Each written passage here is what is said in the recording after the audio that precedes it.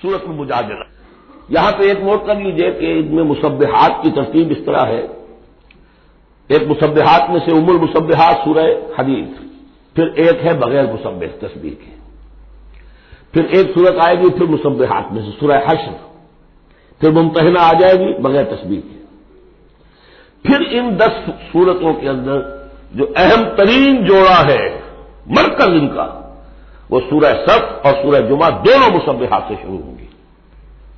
پھر ایک خالی، پھر مسبحات میں سے تغابن، پھر دونوں ایک جوڑا ہے کہ جو بغیر مسبحات کے ہیں، سورہ طلاق اور سورہ تحریم. مرکز کیا ہے ان کا 10 میں سے؟ 4 ادھر 4 ادھر، درمیان میں سورہ صف، سورہ جمعہ. یہ سورہ مبارکہ جو ہے، اب اس کا اصل مضمون کیا ہے وہ پہلے سمجھ لیجئے، پھر ہم شروع کرتے ہیں. اس میں شروع میں تو ایک ضمنی طور پر سمجھیے، معاشرتی معاملات میں سے، آئلی قوانین میں سے خاص بات ہے جس کے لیے یہاں 5 آیتیں غالباً آئی ہیں. 5 ہیں یا 4 ہیں؟ 4 آیتیں. اس کے بعد جو سورہ حدید کا مرکزی مضمون تھا، اللہ کا دیا ہوا نظام عدل و قسط قائم کرنا، اب ظاہر بات ہے کہ اس کی جد و جہد کے لیے ایک حزب اللہ درکار ہے. ایک آدمی تو یہ کام نہیں کر سکتا. ایک آدمی کر سکتا تو حضرت موسیٰ علیہ السلام پر وہ حسرت کیوں طاری ہوتی ہے جب پوری قوم نے جواب دے دیا تھا فَاذْهَبْ أَنْتَ وَرَبُّكَ فَقَاتِلَا إِنَّا هَاهُنَا قَاعِدُونَ. ایک نہیں 4 تھے، وہ حضرت موسیٰ بھی تھے، حضرت ہارون بھی تھے. رَبِّ إِنِّي لَا أَمْلِكُ إِلَّا نَفْسِي وَأَخِي فَافْرُقْ بَيْنَنَا وَبَيْنَ الْقَوْمِ الْفَاسِقِينَ. یاد ہے یا نہیں؟ پھر 2 اور تھے، پھر ان کے یوشع ابن نون بھی تھے اور کالب بن یفنہ بھی تھے. 4 تھے، لیکن 4 سے تو نہیں ہوتا. جماعت چاہیے نظام کو بدلنے کے لیے، باطل کو کہ جڑ کو اکھیڑنے کے لیے. وہ جماعت جو ہے حزب اللہ کہلاتی ہے. لیکن ظاہر بات ہے شیطان بھی بیٹھا نہیں رہے گا. It is not going to take it lying down. ٹھیک ہے، آپ کو واک اوور دے دے گا، جائیے جی آپ چلا اپنا دین حق قائم کر دیجیے. شیطان اور شیطان کا لاؤ لشکر، اس کے چیلے چاٹے، اس کے ایجنٹ، وہ ہے حزب الشیطان. اس سورہ مبارکہ میں اب حزب اللہ اور حزب الشیطان کا تقابل آئے گا، اور حزب اللہ کے کارکنوں کو کچھ ہدایات دی جا رہی ہیں کہ یہ شیطان تمہارے اندر بھی رکھنے پیدا کرنا چاہتا ہے. کس طریقے سے اس کو روکو؟ جیسے سورہ حجرات میں ہم نے دیکھا، تمسخر ایک دوسرے کا نہ کرو، ایک دوسرے کی غیبت نہ کرو، سوء ظن سے کام نہ لو. یاد ہے؟ کسی کے نام چلانے والے نہ رکھ لو. وہ ساری ہدایات. کسی افواہ کے اوپر فوراً اقدام نہ کر لو. اگر کوئی فاسق کو خبر لے کر آئے تحقیق کرو پھر کوئی اقدام کرو. یہ ساری ہدایت کس لیے؟ آج 2 مسلمان لڑ پڑے تو صلح کراؤ، تاکہ وہ حزب اللہ مضبوط رہے، مستحکم رہے. یہ نیکی کی قوت ہے، نیکی کی طاقت ہے. یہ طاقت مضبوط ہوگی تو نیکی کے لیے امکان ہوگا کہ اس کا غلبہ ہو. اور وہ قوت جو ہے نیکی کی حامل قوت، وہ اگر کمزور ہو گئی تو پھر جو باطل ہے وہ ڈنکا بجائے گا. یہ ہے اس سورہ مبارکہ کا مضمون. پہلے آگے ہے ایک معاملہ خاندانی آئلی قوانین میں.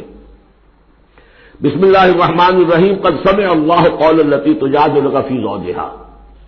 یہ زہار ایک کہلاتا ہے شریعت کی روح سے، اور عرب میں یہ رواج تھا. ایک تو طلاق ہوتی ہے، شوہر نے بیوی کو طلاق دی. اب طلاق کی مختلف قسمیں ہوں گی، وہاں ہم بھی پڑھ چکے ہیں کون کون سی قسمیں ہیں. طلاق رجعی ہے، طلاق بائن ہے، طلاق مغلظ ہے، وغیرہ وغیرہ. ایک اور ان کے ہاں اس کے پہلے اور چیز تھی، بالکل بہت غصے میں آیا شوہر کہیے تم تو میرے لیے میری ماں کی طرح ہو. بس ختم. اب قیامت تک وہ اس کے لیے حلال نہیں ہو سکتی. وہ اس کے لیے حلالہ بھی کوئی نہیں.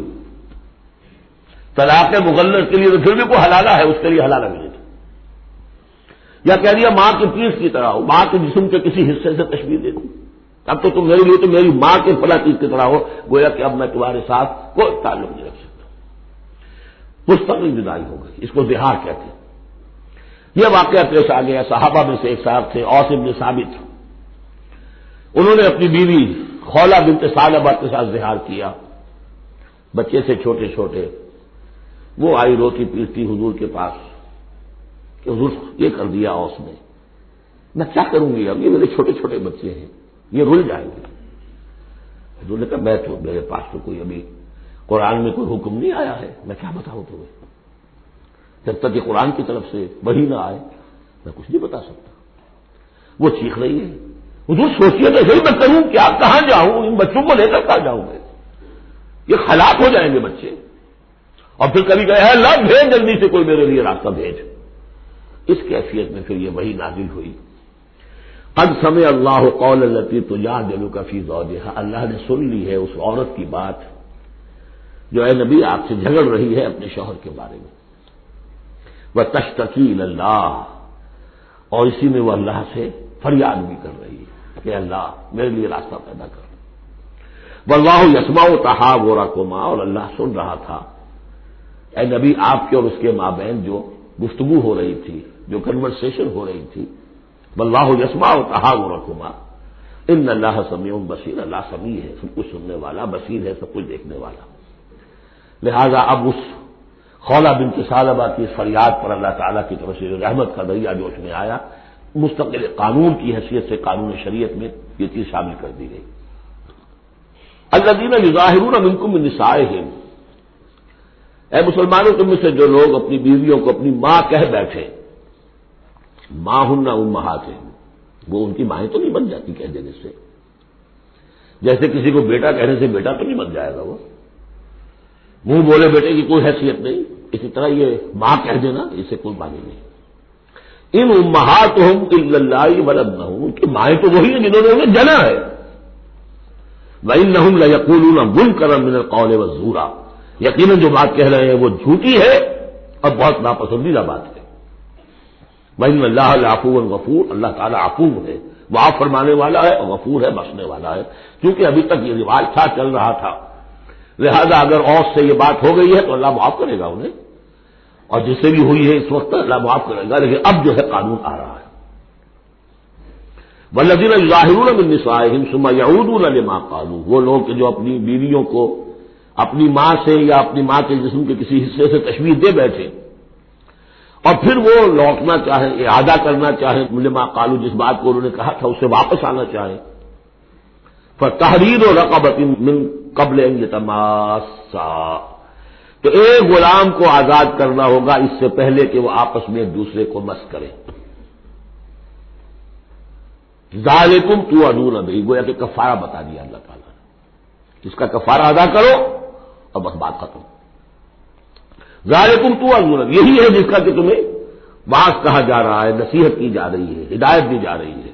واللہ بما تعملون خبیر، اور جو کچھ تم کر رہے ہو اللہ اس سے باخبر ہے۔ فمن لم یجد، تو جو کوئی نہ پائے، کوئی غریب آدمی ہے جس سے کہ یہ حرکت ہو گئی اور وہ ایک، اب اس کے پاس کوئی غلام نہیں ہے، اب غلام خریدے پھر آزاد کرے، اس کے پاس پیسہ نہیں ہے۔ فمن لم یجد فصیام شہرین متتابعین من قبل یتماسا، جس کے پاس نہ ہو یہ اتنی مقدرت تو وہ 2 مہینوں کے روزے رکھے متواتر لگاتار، اس سے پہلے کہ وہ آپس میں ایک دوسرے کو چھوئیں۔ اب یہ بھی بہت سخت سزا ہے، 2 مہینے کے روزے متواتر، بیچ میں کوئی چھوٹے نہ۔ فمن لم یستطع، ایسا بھی ہو سکتا ہے کسی میں اتنی ہمت نہ ہو، کوئی اتنا ضعیف ہے، کوئی بیمار ہے، کسی کو ڈائبٹیز ہے، کچھ اور ہے، وہ روزے نہیں رکھ سکتا۔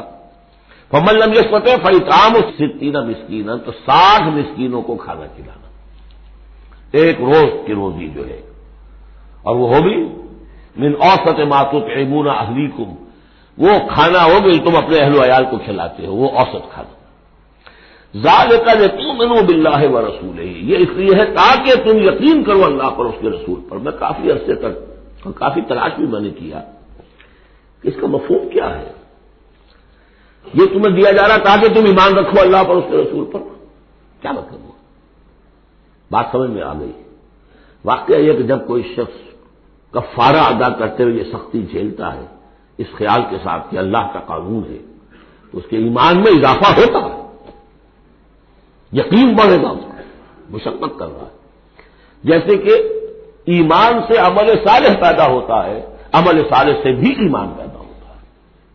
یہی بات سورہ حجرات میں ہم دیکھ آئے تھے یمنون علیک ان اسلموا قل لا تمنوا علی اسلامکم بل اللہ یمن علیکم ان ہداکم للایمان ان کنتم صادقین.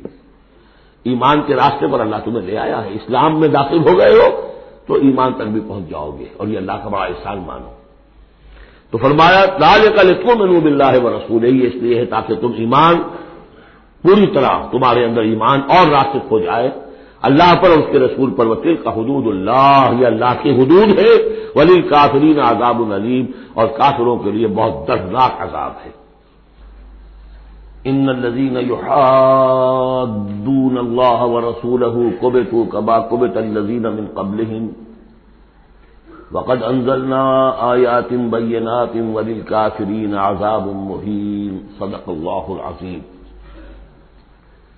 جیسا کہ میں عرض کر چکا ہوں، سورہ حدید میں اللہ تعالیٰ کے لائق دیے ہوئے نظام عدل و قسط کے قیام کو، انبیاء کرام کی بعثت، کتابوں کے نزول اور جو میزان اللہ نے عطا فرمائی ہے اس کا مقصد قرار دیا گیا. ظاہر بات ہے کہ اس نظام عدل و قسط کو قائم کرنے کے لیے جد و جہد ایک سعی کرنی پڑے گی، اور اس میں یقیناً رکاوٹ ڈالی جائے گی ان لوگوں کی طرف سے کہ جو ایک غیر عادلانہ نظام میں مفادات اٹھا رہے ہوں، جن کو کہ کچھ پریولیجز حاصل ہوں. مثلا فرض کیجئے کسی معاشرے کے اندر سیاسی ریپریشن ہے، جبر ہے. ظاہر بات ہے وہ ڈکٹیٹر ہیں، کچھ لوگ ہیں جنہوں نے دوسرے لوگوں کو دبایا ہوا ہے. وہ کبھی پسند نہیں کریں گے کہ لوگوں کو ان کے حقوق مل جائیں. یا کسی معاشرے کے اندر زیادہ نمایاں چیز جو ہے وہ معاشی استحصال ہے، اکنامک ایکسپلائٹیشن ہے.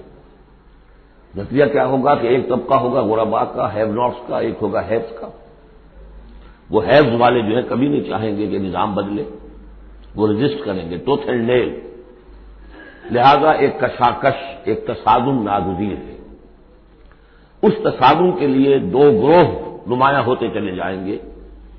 ایک جو اللہ کے دین پر ایمان رکھنے والے اور جنہوں نے اپنی زندگیوں کو اس کام کے لیے وقف کر دیا ہو کہ اللہ کے دین کو نافذ کریں. دوسرے وہ کہ جو اس کی مخالفت کریں گے. اب ان دونوں کی کشاکش اور دونوں کے لیے علیحدہ علیحدہ عنوان ہیں جو تجویز کیے جا رہے ہیں سورہ مجادلہ میں. ارشاد ہوا ان الذین یحادون اللہ ورسولہ. یہ یحادون یہ بھی حدیث سے ہی بنا ہے. محاددہ باب مفاعلہ، جیسے جوہد سے مجاہدہ، تو محاددہ مقاتلہ باب مفاعلہ، یعنی سخت مخالفت، پوری طاقت کے ساتھ مخالفت. یقیناً وہ لوگ جو پوری قوت کے ساتھ مخالفت کرنے پر تل گئے ہیں اللہ کی اور اس کے رسول کی.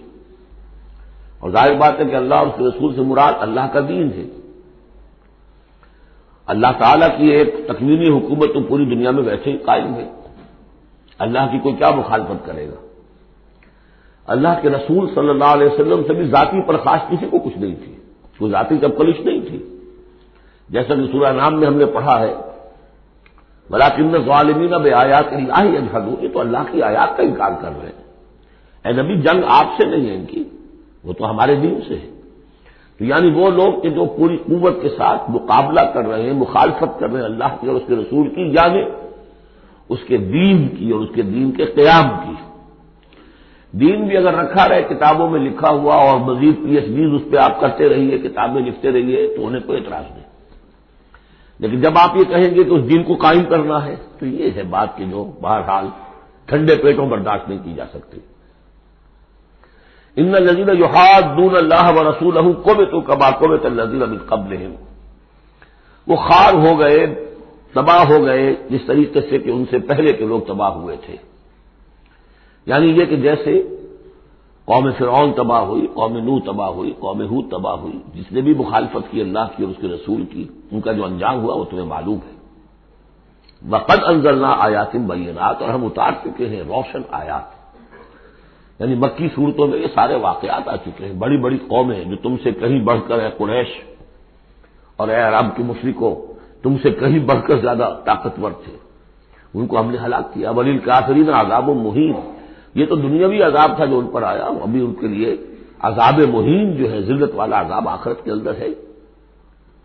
یوم یبعثہم اللہ جمیعا فینبئہم بما عملوا، جس دن کہ اللہ تعالیٰ ان سب کو اٹھائے گا بعث بعد الموت، اور پھر انہیں جتلا دے گا جو انہوں نے عمل کیے تھے. احصاہ اللہ ونسوہ، اللہ نے تو ان کو محفوظ رکھا ہوا تھا، ان کا ریکارڈ تھا، ایک ایک عمل ان کا جو ہے وہاں پر موجود تھا. ونسوہ، وہ بھول بھی چکے تھے کہ انہوں نے کیا کیا زیادتیاں کی ہیں، کیا کیا حرام خوریاں کی ہیں، وہ تو بھول چکے تھے. واللہ علی کل شیء شہید، اور اللہ تعالیٰ تو ہر چیز پر گواہ ہے، خود نگران ہے. الم تر ان اللہ یعلم ما فی السماوات و ما فی الارض، کیا تم نہیں دیکھتے کہ اللہ تعالیٰ تو جانتا ہے جو کچھ بھی ہے آسمانوں میں اور جو کچھ بھی ہے زمین میں. ما یکون من نجوا ثلاثۃ الا هو رابعهم، نہیں ہوتے کبھی بھی تین آدمی سرگوشیاں کرتے ہوئے مگر یہ کہ ان کا چوتھا اللہ ہوتا ہے. جماعتی زندگی میں ایک بڑا فتنہ پیدا ہو جاتا ہے کہ گروپ بندی ہو جائے، اور پھر وہ گروپ جو ہیں خفیہ جو ہے تیرے گوئیاں شروع کر دیں. ایک جماعت ہے، اس جماعت میں ظاہر بات ہے اختلاف رائے بھی ہو سکتا ہے، لیکن اختلاف رائے کے لیے جو فورم ہے جہاں اختلاف رائے کا اظہار ہونا چاہیے وہاں اختلاف کیا جائے، اس کے قواعد و ضوابط کو محفوظ رکھتے ہوئے. اس کی بجائے پرورٹڈ ذہنیت جو ہوتی ہے، تخریبی ذہنیت ہوتی ہے، وہ یہ ہے کہ اپنی ایک علیحدہ سی لابی بنا کر اور اپنے ہی مشورے کر رہے ہیں، گفتگویں کر رہے ہیں، تاکہ اپنے خیال میں تو اور پختہ سے پختہ ہوتے چلے جائیں. اگر عام ڈائلاگ ہو تو اس میں تو پورا موقع ہوتا ہے کہ آج آپ کو کوئی خیال آیا ہے لیکن کل آپ کو اس کی غلطی آپ پر واضح ہو جائے، اور جو دوسرا خیال ہے آپ اس کے قائل ہو جائے کہ نہیں وہ بات واقعی میری سمجھ میں نہیں آئی تھی، اب سمجھ میں آ گئی ہے. لیکن اگر اس کی بجائے اوپن ڈائلاگ کی بجائے اگر یہ خفیہ سرگوشیاں شروع ہو جائیں تو یہ گویا کہ پھر اس جماعت کے لیے یہ ایک بہت بڑا سمجھیے کہ سم میں قاتل ہے، زہر ہے، مہلک زہر. تو اس کا ذکر ہو رہا ہے. ما یکون من نجوا ثلاثۃ، جب کئی علیحدگی میں اور خفیہ مشورے کرتے ہیں تین افراد، الا هو رابعهم، اللہ تعالیٰ ان کے ساتھ موجود ہوتا ہے چوتھا. ولا خمسۃ الا هو سادسهم، نہیں ہوتے کوئی پانچ مگر یہ کہ ہوتا ہے اللہ چھٹا. ولا ادنی من ذلک، ادنا کیا ہوگا، دو ہوں گے ثلاثہ سے نیچے تو ان کے ساتھ تیسرا اللہ ہے. ولا اکثر، اس سے زائد ہو تب بھی اگر وہ خفیہ میٹنگز ہو رہی ہیں اور خفیہ سرگوشیاں ہو رہی ہیں تو اللہ تو ان کے ساتھ ہے. ہوا معہم اینما کانوا، یہ وہی الفاظ آ گئے جو سورہ حدید میں بھی آئے تھے. ہوا معکم اینما کنتم، اللہ ہوا معہم اینما کانوا، وہ تو موجود ہوتا ہے ان کے ساتھ جہاں کہیں بھی ہوں. ثم ینبئہم بما عملوا، پھر ان کو بتا دے گا، جتلا دے گا جو کچھ کہ انہوں نے عمل کیا تھا قیامت کے دن. ان اللہ بکل شیء علیم، یقینا اللہ ہر چیز کا علم رکھتا ہے. الم تر الی الذین نہوا عن النجوی، کیا تم نے دیکھا نہیں کہ وہ لوگ کہ جنہیں منع کیا گیا تھا نجوا سے. یہ آیت جو ہے سورہ نساء میں آ چکی ہے، آیت نمبر 114. لا خیر فی کثیر من نجواہم، اب اس سے ثابت ہو گیا کہ یہ سورہ مجادلہ اس کے بعد نازل ہو رہی ہے، اس لیے کہ اس کے بارے میں اشارہ کیا جا رہا ہے کہ ان کو منع کیا گیا تھا نجوا سے. ثم یعودون لما نہوا عنہ، پھر بھی وہ اعادہ کر رہے ہیں، دوبارہ اسی شے کا ارتکاب کر رہے ہیں جس سے وہ روکے گئے تھے. یہ منافقین تھے کہ جو سرگوشیاں کرتے تھے، علیحدہ جا کر باتیں کرتے تھے، اسکیمیں بناتے تھے. کبھی وہ جن کے ساتھ ان کے دوستانہ تعلقات تھے یہود میں سے ان کے پاس جاتے تھے، کبھی آپس میں میٹنگیں کرتے تھے. وَيَتَنَاجَوْنَ بِالْإِثْمِ وَالْعُدْوَانِ وَمَعْصِيَتِ الرَّسُولِ، اور وہ جو سرگوشیاں کرتے ہیں وہ گناہ کے بعد کی کرتے ہیں، زیادتیوں کی کرتے ہیں، اور رسول کی معصیت، رسول کی نافرمانی.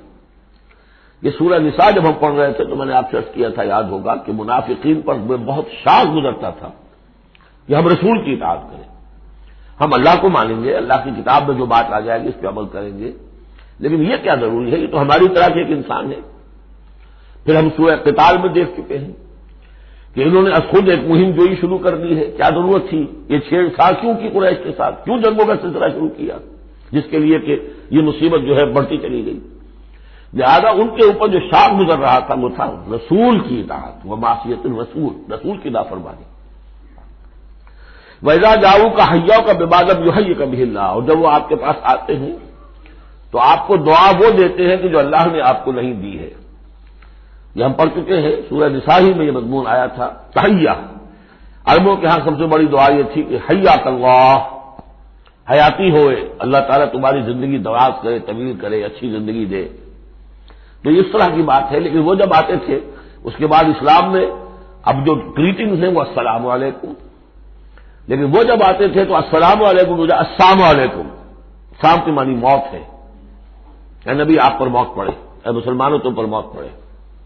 لہذا وَإِذَا جَاءُوكَ حَيَّوْكَ بِمَا لَمْ يُحْيِكَ بِهِ اللَّهُ وَيَقُولُونَ فِي أَنفُسِهِمْ، اب دیکھیے یہ نفسیاتی بات ہے، دل ہی دل میں وہ کہتے تھے پھر لولا يعذبنا الله بما نقول، اللہ ہمیں عذاب کیوں نہیں دے رہا ہمارے اس کہنے پر؟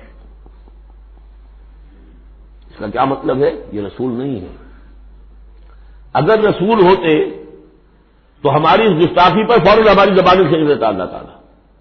یہ ہے وہ چیز جس سے کہ ہم نے سورہ حدید میں دیکھا تھا کہ پھر وہ جو تھوڑی بہت پونجی ایمان کی ہوتی ہے وہ بھی برف کی طرح پگھلنی شروع ہو جاتی ہے، ضائع ہونی شروع ہو جاتی ہے۔ ایک شرارت کی، السلام علیکم یا رسول اللہ کہا، پھر اس کے بعد ہمیں پکڑ تو کوئی نہیں ہوئی، اس کا مطلب یہ اللہ کے رسول نہیں ہے۔ اللہ کے رسول ہوتے تو اللہ اپنے رسول کی یہ توہین اور یہ استہزاء کا بھی برداشت نہ کرتا۔ حسبہم جہنم، ان کے لیے تو اب جہنم ہی کافی ہے، موضوع ہے، یصلونہا، اس میں وہ داخل ہوں گے، فبئس المصیر، اور بہت برا ٹھکانہ ہے۔ یا ایھا الذین آمنوا اذا تناجیتم، اے اہل ایمان، جب تمہیں کوئی سرگوشی کرنی ہو، علیحدہ جا کر بات کرنی ہو، فلا تتناجوا بالاسم والعدوان ومعصیۃ الرسول، تو دیکھو کسی گناہ کے کام کے لیے کوئی مشورہ ہو رہا ہے، اسکیم بن رہی ہے، کہیں کسی پر زیادتی کرنے کے لیے کوئی مشورہ کر رہے ہو خفیہ، یا رسول کی مخالفت، رسول کے احکام کی نافرمانی کی، یہ تمہاری سرگوشی کا موضوع نہیں ہونا چاہیے۔ وَتَنَاجَوْا بِالْبِرِّ وَالتَّقْوَىٰ، ہاں علیحدہ جا کر کسی کو کوئی بات سمجھانی ہے تو نیکی کی تلقین کرو، بھلائی کی تلقین کرو، صدقہ و خیرات کی تلقین کرو۔ وَاتَّقُوا اللَّهَ الَّذِي إِلَيْهِ تُحْشَرُونَ، اور دیکھو اس اللہ سے ڈرتے رہو، اس کا تقویٰ اختیار کرو جس کی طرف کہ تمہیں لازمت جمع کیا جائے گا۔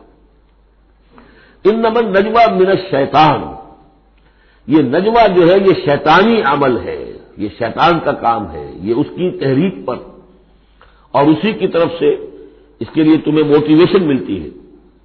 لِيَحْزُنَ الَّذِينَ آمَنُوا، تاکہ اہل ایمان جو ہے وہ رنجیدہ ہوں۔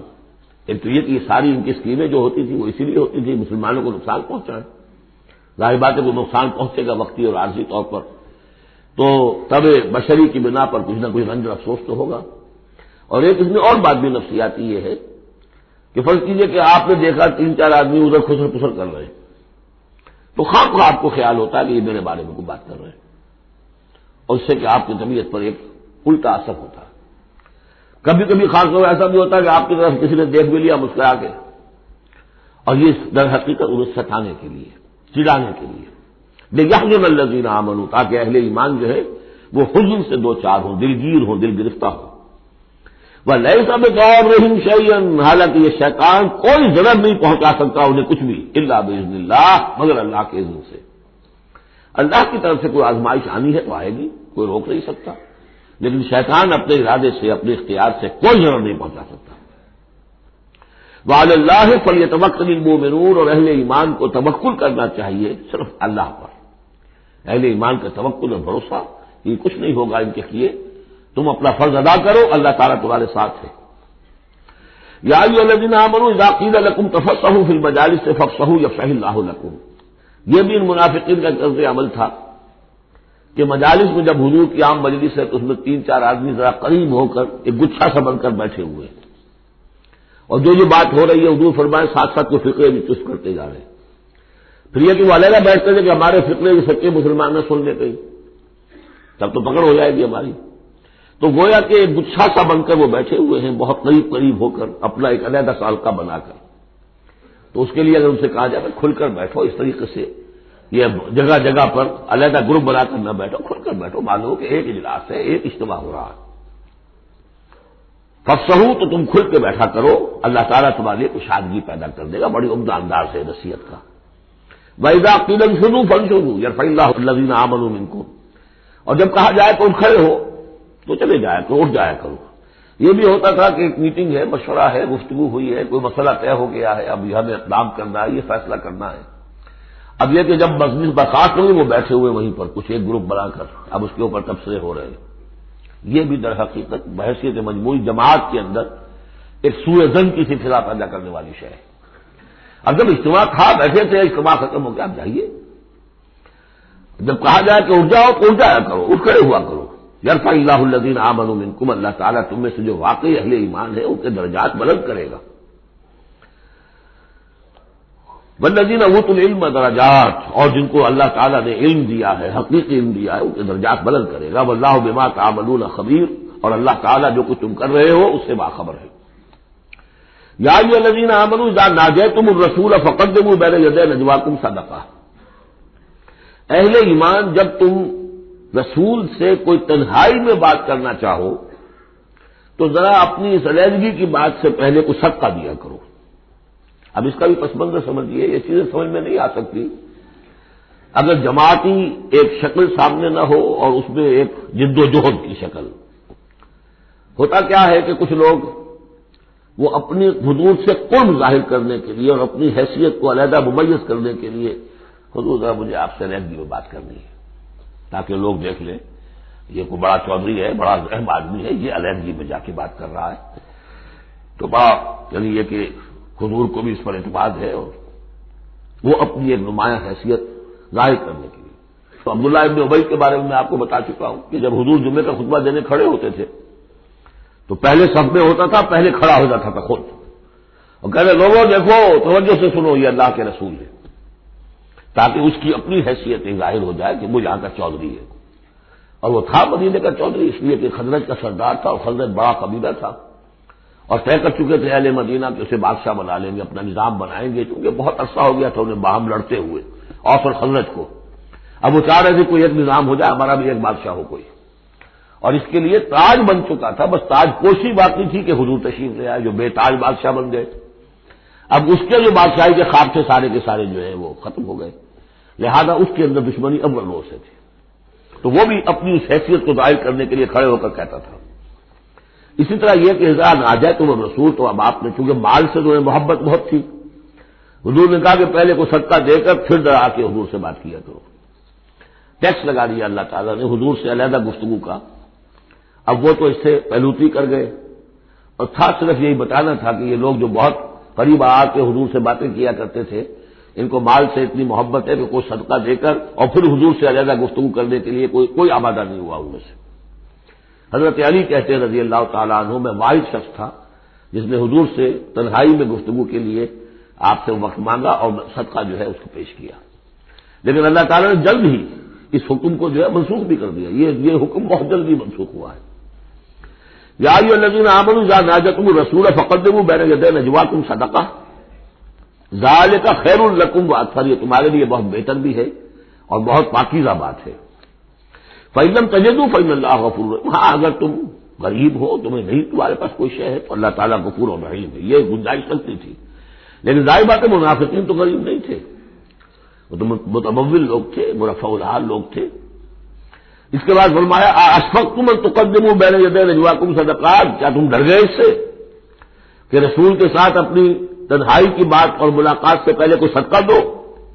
فإذ لم تفعلوا وتاب اللہ علیکم، تو جب تم نے یہ نہیں کیا تو اللہ تعالیٰ نے بھی تمہاری توبہ کو قبول کیا، تم پر نظر عنایت فرمائی۔ فأقیموا الصلاۃ وآتوا الزکاۃ وأطیعوا اللہ ورسولہ، تو بس ٹھیک ہے نماز قائم رکھو، زکوٰۃ ادا کرو اور اللہ اور اس کے رسول کی اطاعت کرتے رہو۔ واللہ خبیر بما تعملون، اللہ باخبر ہے اس سے کہ جو تم کر رہے ہو۔ تو یہ حکم آیا بہت عارضی طور پر اور بہت جلد ختم بھی کر دیا گیا، لیکن یہ کہ اس سے وہ لوگ نمایاں ہو گئے کہ جو پہلے بہت ہی بار بار آتے تھے اور علیحدہ سے مشورے کرتے تھے اور اپنی ایک حیثیت جو ہے اس کا اظہار اس طریقے سے کیا کرتے تھے، جب اس حکم کے بعد چند دن تک وہ نہیں آئے تو معلوم ہو گیا ہوگا اور پھر ان کو بھی شرم آئی ہوگی کہ اب دوبارہ ہم وہ کام نہ کریں۔ الم تر الی الذین تولوا قوما غضب اللہ علیہم، کیا تم نے غور نہیں کیا کہ وہ لوگ کہ جنہوں نے دوستی گانٹھی ہے ان سے کہ جن پر اللہ کا غضب ہے۔ یہاں مراد کون ہے؟ یہودی کون ہے؟ مغضوب علیہم، جو لوگ ہیں مسلمانوں تم میں سے، چاہے اوس کے ہوں یا خزرج کے ہوں، جنہوں نے ان سے ابھی تک یارانے گانٹھے ہوئے ہیں، دوستیاں ہیں، حلیفی کے پرانے تعلقات کو ابھی تک نبھا رہے ہو، الم تر الی الذین تولوا قوما غضب اللہ علیہم ما هم منکم ولا منہم، وہ نہ تم میں سے ہے نہ ان میں سے ہے۔ یہ منافقین کا یہ رول، لا الہ الا ولا الہ الا، مذبذبین بین ذلک، کی سورہ نساء میں ہم پڑھ چکے ہیں۔ وَيَحْلِفُونَ عَلَى الْكَذِبِ وَهُمْ يَعْلَمُونَ، اور وہ جانتے بوجھتے جھوٹے حلف اٹھاتے ہیں، قسمیں کھاتے ہیں، جھوٹی قسمیں کھاتے ہیں۔ اعد اللہ لهم عذابا شدیدا، اللہ تعالیٰ نے تیار کر رکھا ہے ان کے لیے ایک سخت عذاب۔ انہم ساء ما كانوا يعملون، یقیناً جو طرز عمل وہ اختیار کیے ہوئے ہیں وہ بہت ہی برا ہے۔ اتخذوا ايمانهم جنة، انہوں نے اپنی قسموں کو ڈھال بنا لیا ہے۔ جہاں کسی بات پر گرفت ہوئی، خدا کی قسم، اللہ گواہ ہے یہ معاملہ یوں نہیں تھا، یوں تھا۔ اب دوسرا شخص جو ہے شریف مسلمان ہے، وہ مروت میں آ کے اللہ کی قسم کھا رہا ہے تو کم سے کم چپ تو ہو جاتا تھا، اب میں کیا کروں؟ لہذا انہوں نے قسموں کو اپنی ڈھال بنا لیا۔ فصدوا عن سبیل اللہ، تو وہ رکتے بھی ہیں، روکتے بھی ہیں اللہ کے عذاب سے، اللہ کے راستے سے۔ فلہم عذاب مہین، تو ان کے لیے اہانت آمیز عذاب ہے۔ لن تغنی عنہم اموالہم ولا اولادہم من اللہ شیئا، ان سے کچھ کام نہیں آئیں گے، نہ ان کے اموال نہ ان کی اولادیں، من اللہ کے مقابلے میں کچھ بھی۔ اولئک اصحاب النار، یہ حقیقت جہنمی ہیں، ہم فیہا خالدون، اور اس میں ہمیشہ ہمیشہ رہیں گے۔ بظاہر کون ہے؟ بظاہر تو محمد کے ماننے والے ہیں صلی اللہ علیہ وسلم۔ منافق کون تھے؟ اسلام کا دم بھرتے تھے، کہتے تھے ہم مسلمان ہیں۔ جو سورہ منافقون آئے گی اسی سلسلے میں، قسمیں کھاتے تھے، اذا جاء المنافقون قالوا نشهد انك لرسول الله والله يعلم انك لرسوله والله يشهد ان المنافقين لكاذبون، یہ منافق جو کہہ رہے ہیں جھوٹ کہہ رہے ہیں، حالانکہ بات تو کہہ رہے ہیں سچی ہے کہ آپ اللہ کے رسول ہیں، بات سچی کہہ رہے ہیں لیکن ہیں جھوٹے، اس لیے کہ ان کے دل میں آپ پر ایمان نہیں ہے۔ یوم یبعثهم اللہ جميعا، جس دن کہ اللہ تعالیٰ ان سب کو اٹھائے گا، فَيَحْلِفُونَ لَهُ كَمَا يَحْلِفُونَ لَكُمْ، تو وہ اللہ کے سامنے بھی اسی طرح کی جھوٹی قسمیں کھائیں گے جیسے کہ آج تمہارے سامنے کھا رہے ہیں۔ یعنی یہ کہ ان کی عادت جھوٹی قسمیں کھانے کی اتنی پختہ ہو جائے گی کہ تمہارے سامنے جس طرح کی جھوٹی قسمیں کھاتے ہیں، ایسی جھوٹی قسمیں اللہ کے سامنے کھائیں گے، وہاں بھی جا کر یہ چوکنے والے نہیں ہیں۔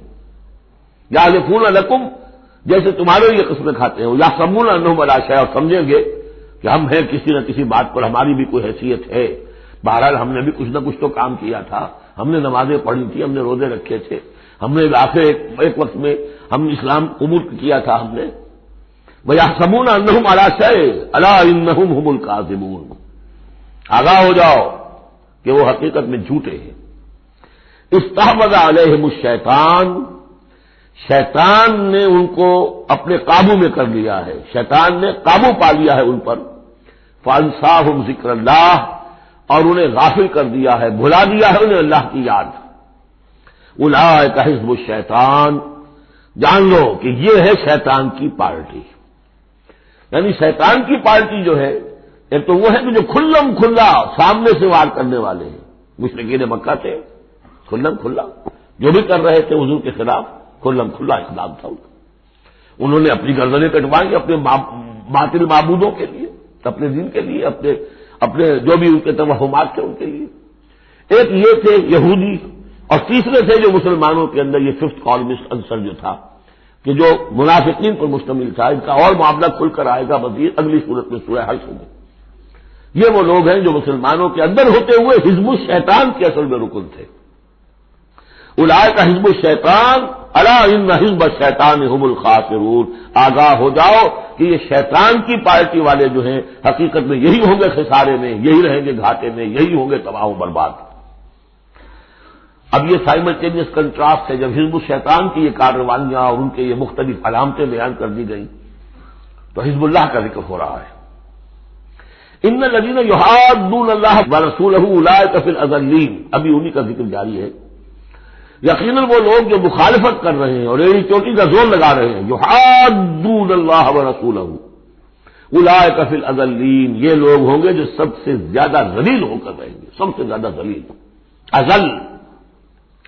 اور سمجھ لیجئے کہ یہی بات سورہ نساء میں ہے، ان المنافقین فی الدرک الاسفل من النار، یقیناً منافقین جو ہے وہ آگ کے سب سے نچلے طبقے میں ہوں گے۔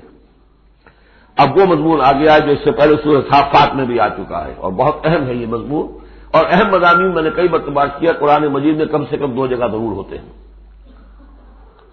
کتب اللہ لأغلبن انا ورسلی، اللہ نے طے کر دیا ہے، لکھ دیا ہے، میں لازماً میں اور میرے رسول غالب آئیں گے۔ سورہ صافات میں ہم پڑھ چکے ہیں، وَلَقَدْ سَبَقَتْ كَلِمَتُنَا لِعِبَادِنَا الْمُرْسَلِينَ إِنَّهُمْ لَهُمُ الْمَنْصُورُونَ وَإِنَّ جُنْدَنَا لَهُمُ الْغَالِبُونَ۔ یہ بات تو ہماری طرف سے پہلے ہی سے طے شدہ ہے کہ جنہیں بھی ہم رسول بنا کر بھیجیں گے ان کے بارے میں ہمارا یہ قانون ہے، اٹل ہے۔ وَلَقَدْ سَبَقَتْ كَلِمَتُنَا لِعِبَادِنَا الْمُرْسَلِينَ إِنَّهُمْ لَهُمُ الْمَنْصُورُونَ، کہ یقیناً ان کی مدد کی جائے گی۔ وَإِنَّ جُنْدَنَا لَهُمُ الْغَالِبُونَ، وہ تو ہمارا لشکر ہے، حزب اللہ ہے، ہماری پارٹی ہے، رسول اور اس کے ساتھی وہ تو ہماری پارٹی ہے، ہمارا لشکر لازماً غالب آئے گا۔ یہاں بھی فرمایا ان الذین یحادون اللہ ورسولہ اولئک فی الاذلین، وہ تو نہایت ذلیل ہوں گے۔ کتب اللہ لأغلبن انا ورسلی، اللہ نے لکھ دیا ہے کہ میں اور میرے رسول غالب آ کر رہیں گے۔ ان اللہ قوی عزیز، بے شک اللہ تعالیٰ زبردست ہے، زور آور ہے۔ اب اس میں جو لٹمس ٹیسٹ آ رہا ہے حزب اللہ میں ہے کون، اس میں جو سب سے بڑی بات ہے وہ یہ کہ اپنے سابقہ رشتوں کو، چاہے وہ باپ ہو، بیٹا ہو، بھائی ہو، حلیف ہو، دوست ہو، اگر وہ ایمان نہیں لایا اور آپ کے ایمان کی تلوار نے آپ کے اور اس کے درمیان کے رشتے کو کاٹ دیا، تب تو آپ حزب اللہ میں ہیں، اور اگر وہ رشتہ جو ہے لگا رہا آپ کے ساتھ تو آپ حزب اللہ میں نہیں ہیں۔ لٹمس ٹیسٹ یہ یکسو ہوگا۔ لا تجد قوما یؤمنون باللہ والیوم الآخر یوادون من حاد اللہ ورسولہ، تم نہیں پاؤ گے ان لوگوں کو جو حقیقت ایمان رکھتے ہو اللہ پر اور یوم آخر پر کہ وہ محبت کر رہے ہیں ان سے جو مخالفت کرتے ہیں اللہ کی اور اس کے رسول کی۔ سیدھی سی بات۔ ایک وہ کفار ہیں جو انرٹ ہوں، پیسو ہوں، آپ کے خلاف کوئی اقدام نہ کر رہے ہوں، اسلام کے خلاف ان کا معاملہ علیحدہ ہو جائے گا، یہ سورہ ممتحنہ میں آئے گا۔ لیکن وہ لوگ جو ایکٹیو ہیں، ریزسٹ کر رہے ہیں، اسلام کے خلاف جدوجہد کر رہے ہیں، اگر ان کے ساتھ بھی کوئی دوستی کا رشتہ ہے تو پھر حزب اللہ سے آپ خارج ہو گئے۔ لا تجد قوما یؤمنون باللہ والیوم الآخر یوادون من حاد اللہ ورسولہ، نہیں پاؤ گے تم کسی بھی شخص کو جو ایمان رکھتا ہو اللہ پر اور یوم آخر پر کہ وہ محبت کی پیگیں بڑھا رہا ہو ان سے کہ جن کی مخالفت ہے اللہ سے اور اس کے رسول سے۔ وَلَوْ كَانُوا آبَاءَهُمْ، خواہ وہ ان کے باپ ہوں، او ابناہم یا ان کے بیٹے ہوں، او اخوانہم یا ان کے بھائی ہوں، او عشیرتہم یا ان کے رشتے دار ہوں۔ اب وہی نوٹ کر لیجیے آیت سورہ توبہ کی آیت نمبر 24، قل ان کان آباؤکم وابناؤکم واخوانکم وازواجکم وعشیرتکم واموال اقترفتموها وتجارۃ تخشون کسادها ومساکن ترضونها احب الیکم من اللہ ورسولہ وجہاد فی سبیلہ۔ اللہ کی محبت کے تو آپ بڑے دعوے کر سکتے ہیں، رسول کی محبت کے، رسول کے عشق کے بڑے بڑے دعوے کر سکتے ہیں، لمبے لمبے جلوس نکال سکتے ہیں، بڑی بڑی محفلیں بیعت منعقد کر سکتے ہیں، نعتوں کے اندر زمین آسمان کے کلامیں ملا سکتے ہیں۔ اصل میں جو ٹیسٹ ہوگا کہ واقعتاً اللہ سے اور اس کے رسول سے محبت ہے یا نہیں ہے تو جہاد فی سبیل اللہ سے ہوگا، وہ تو ٹھوس ہے۔ تو اگر وہ 8 چیزوں کی محبت ان 3 چیزوں کی محبت سے بڑھ گئی فتربصوا، تو جاؤ انتظار کرو حتی یاتی اللہ بامرہ، یہاں تک کہ اللہ اپنا فیصلہ سنا دے۔ واللہ لا یہدی القوم الفاسقین، اللہ ایسے ناہنجاروں کو ہدایت نہیں دیتا۔ تقریباً اس کی ہم بدن آیت ہے یہ، لا تجد قوما یؤمنون باللہ والیوم الآخر یوادون من حاد اللہ ورسولہ ولو کانوا آباءہم او ابناءہم او اخوانہم او عشیرتہم اولئک کتب فی قلوبہم الایمان وایدہم بروح منہ۔ یہ وہ لوگ ہیں جن کے دلوں میں اللہ نے ایمان لکھ دیا ہے۔ لکھ دینا کسی کا پختہ کر دینا، طے کر دینا، لکھ دیا ہے۔ نقش فی الحجر، جیسے کہ پتھر میں لکیر ہو جائے، ایسا اللہ نے اس کو لکھ دیا ہے۔ وَأَيَّدَهُم بِرُوحٍ مِّنْهُ، اور پھر ان کی مدد کی ہے اللہ تعالیٰ نے اپنی طرف سے، اپنے غیب کے فیض سے، روح سے۔ اب یہ روح فرشتہ بھی ہو سکتا ہے، یا اللہ تعالیٰ کی طرف سے الہام بھی ہو سکتا ہے، تو جو بھی اللہ کی طرف سے غیر مرئی جو بھی مدد آتی ہے وہ سب روح ہے۔ وَيُدْخِلُهُمْ جَنَّاتٍ تَجْرِی مِن تَحْتِهَا الْأَنْہَارُ خَالِدِینَ فِیہا، اور وہ داخل کرے گا انہیں ان باغات میں جن کے دامن میں ندیاں بہتی ہوں گی اور جس میں وہ ہمیشہ ہمیش رہیں گے۔ رضی اللہ عنہم ورضوا عنہ، وہ اللہ سے راضی ہو جائیں گے اور اللہ ان سے راضی ہو جائے گا، یا یوں کہیے کہ وہ اللہ سے راضی ہو چکے اور اللہ ان سے راضی ہو چکا۔